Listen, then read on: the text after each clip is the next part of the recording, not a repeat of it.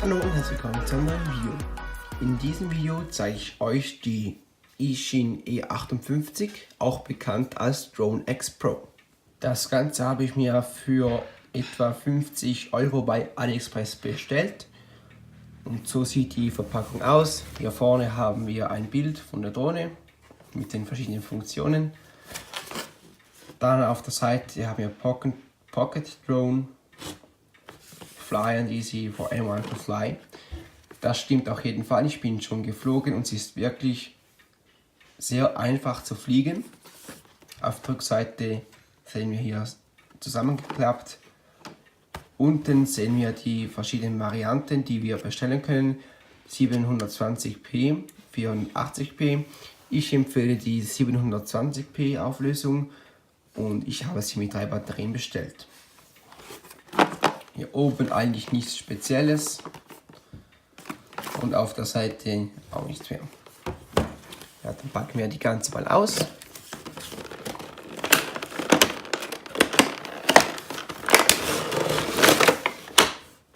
Kommt so hier zum Vorschein. Hier unten sind die Batterien, je nachdem wie viel das ihr bestellt habt.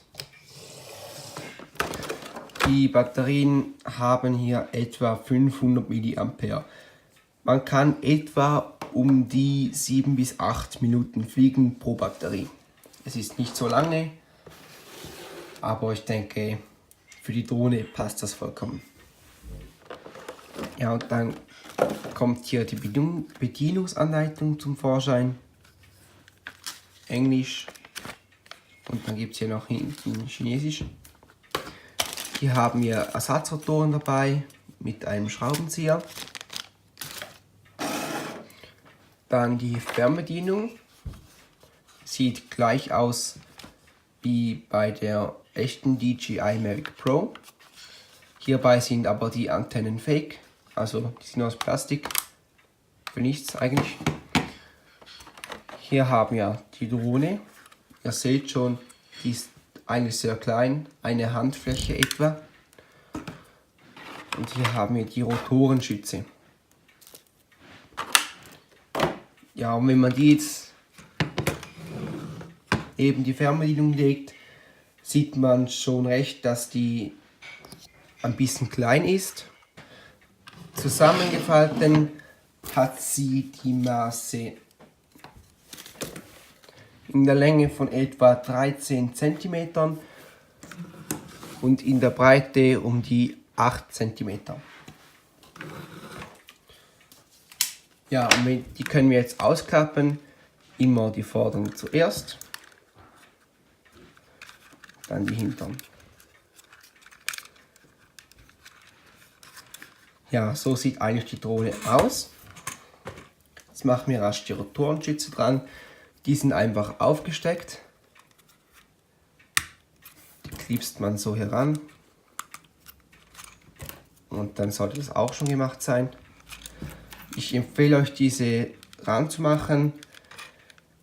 Hier habt ihr einfach mehr Schutz für eure Rotoren. So gehen die Rotoren nicht schnell kaputt, wenn ihr mal irgendwo reinfliegt oder so. Dann ausgeklappt hat sie die Maße etwa von, sagen wir jetzt mal, 23 cm oder 22 und in der Breite so circa um die 26 oder 27 sogar. Ja. Und hier ist die Handfläche. Ist auch noch klein genug, aber sie ist vollkommen okay. Ja, hier haben wir den Ein- und Ausschaltknopf und 3 LEDs. Bei der Original sind es glaube ich 4 oder 5, denke ich. Hier haben wir ein rotes Rücklicht und 2 LEDs vorne, weiß. Dann hier unten kommen die Batterien rein. So. Und hier vorne hat es eine 2 Megapixel Kamera. Man kann auch auswählen, dass man eine 0,3 Megapixel Kamera möchte, aber das empfehle ich euch nicht, aber das ist euch selbst überlassen. Die ist schwenkbar, manuell von Hand und nicht wieder bei der originalen Fernbedienung. Und wenn man so fliegt, ihr seht schon, die Kamera ist etwas ein bisschen nach unten geneigt, aber es ist eine Weitwinkelkamera. Dann kommen wir mal zu der Fernbedienung. Die Fernbedienung sieht so aus, sie hat ein paar verschiedene Knöpfe. Das sehen wir bei der Bedienungsanleitung dann. Wie gesagt, die Antennen sind eigentlich fake. Und hier unten hat es noch ein Fach für das Handy, das ihr reinmachen könnt. Ja, dann würde ich sagen, wir schauen uns mal die Bedienungsanleitung an. Hier sehen wir ein Englisch Manual, aber hier hinten gibt es auch ein deutsches Handbuch. Habe ich doch gerade gesehen. Ich denke, hier vorne ist es. Ja, genau, hier deutsches Handbuch. Dann würde ich sagen, schauen wir uns das mal an. Hier seht ihr, es braucht 3 AA-Batterien. Ich denke, die hat jeder zu Hause. Und dann hier zu den Funktionen der Fernbedienung. Ja, wie ihr seht, Headless Mode haben sie nicht übersetzt. Das kann ich eigentlich auch nicht so genau erklären. Headless Mode heißt einfach, dass ihr mit den Knopf drücken könnt und die Drohne fliegt selber. Oder Rückkehr per Knopfdruck. Das ist die gleiche Taste, also ich denke, es ist einfach der Rückkehr per Knopfdruck. Das heißt, wenn sie hier drückt, dann sollte die Drohne zu euch fliegen. Dann Foto aufnehmen, Video. Das heißt, wenn ihr hier die vordere Taste drückt, wenn ihr einmal drückt, dann nehmt ihr ein Foto auf und wenn ihr länger drückt, dann nehmt ihr ein Video auf. Und dann die Feineinstellungen, rechts, links, nach vorne oder zurück, kann man diese kalibrieren. Dann gibt es hier auch noch Abheben per Knopfdruck, das ist dann diese Taste. Und wenn ihr landen wollt, ist es diese Taste.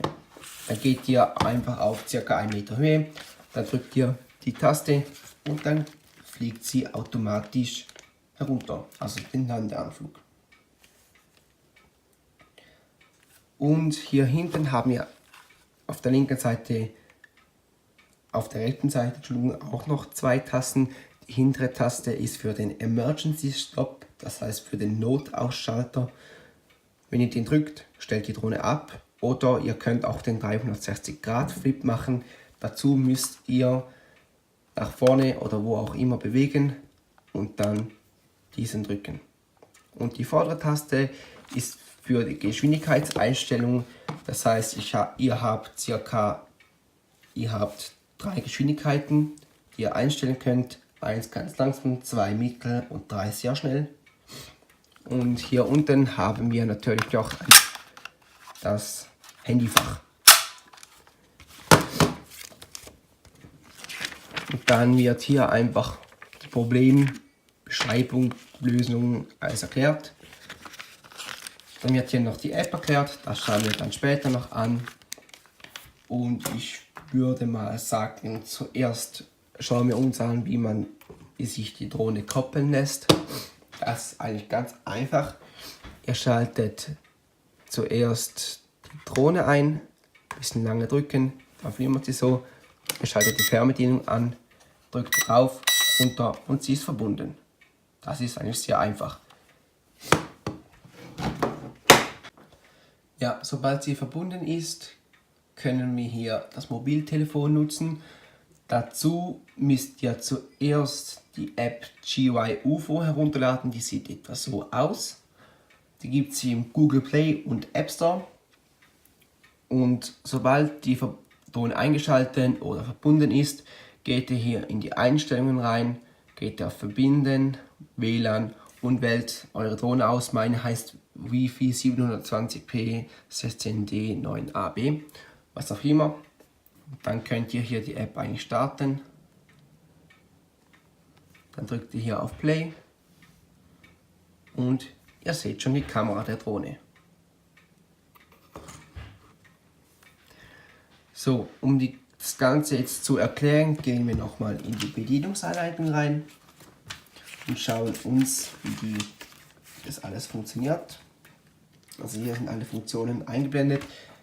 Auch müssen wir eigentlich nicht in die Einstellungen reingehen. Wir können hier auf das Hilfesymbol klicken und dann sehen wir alles, was wir brauchen. Also wir haben hier einen Return-Knopf, dass die Drohne, also nein, dass wir hier zurück können aus der App raus. Menü und dann Gyro Calibrate, das habe ich eigentlich noch nie gebraucht. Dann der Emergency Stop, der Notstopp, Speed 30, 60 oder 100%. Und dann können wir ein Foto schießen, ein Video aufnehmen oder die Videos und Fotos anschauen. Entschuldigung. Dann können wir hier Reversed, also die Kamera upside down nehmen, also spiegelverkehrt ist oder halt auf den Kopf. Dann Altitude Hold, das müsst ihr einschalten, wenn ihr hier die Drohne aus der App fliegen wollt. Dann Headless Mode, fliegt sie einfach so rum. Virtual Reality haben wir auch, da müsst ihr auf dieses Symbol klicken und ihr könnt sie mit der VR-Brille benutzen. Da seht ihr hier Take Off und Landing und die 360-Grad-Rolle und dann Track Route. Hier können wir einfach auf dem Display etwas zeichnen und die sollte dann das Fliegen. Unlock habe ich noch selbst nie benutzt. Dann Gravity Sensor Modul, das müsst ihr, glaube ich, auch nicht einschalten, wenn ihr sie von der Fernbedienung aus wollt. Das habe ich auch noch nie benutzt. Voice Control habe ich auch noch nie benutzt. Und Virtual Rocker, das ist einfach die Fernbedienung auf dem Display. Ja, und sobald sie halt verbunden ist, wenn ihr jetzt wenn ihr die Drohne von hier aus steuern möchtet, dann müsst ihr das hier einschalten und dann auf On. Da könnt ihr Start drücken und so habt ihr die gleiche Funktion wie auf der Fernbedienung. Dann würde ich sagen, gehen wir raus und testen die Drohne mal. So, nachdem wir jetzt alles verbunden haben, kalibrieren wir die Drohne. Zudem drücken wir beide nach rechts unten. Und wenn die Drohne wieder normal leuchtet, sind wir fertig. Als nächstes drücken wir hier den One Key Take-Off Knopf, der ist hier, und dann fliegen wir los.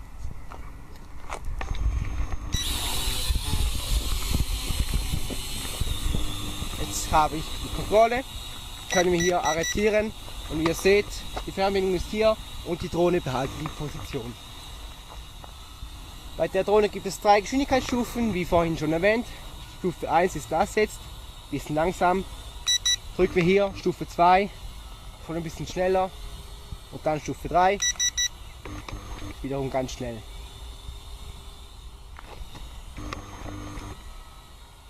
Ja, in der Zwischenzeit starte ich jetzt ein Video und jetzt ist gerade etwas heruntergefallen. Jetzt habe ich ein Video gestartet über die App, jetzt mache ich kurz ein Foto. Da seht ihr dann alles eingeblendet, wie die Videoqualität ist und alles. Deswegen ein bisschen höher. Gehe ich mal ganz hoch, damit man hier alles sieht. Dann drehe ich mich ein bisschen und komme wieder runter. Jetzt haben wir leichten Gegenwind. Ja, wie ihr seht, die Drohne fliegt sehr, sehr stabil. Und wir könnten hier auch ein 360-Grad-Looping machen. Aber das funktioniert beim Gegenwind sehr, sehr schlecht. Die Drohne ist jetzt sehr weit weg im Moment. Jetzt haben wir Start.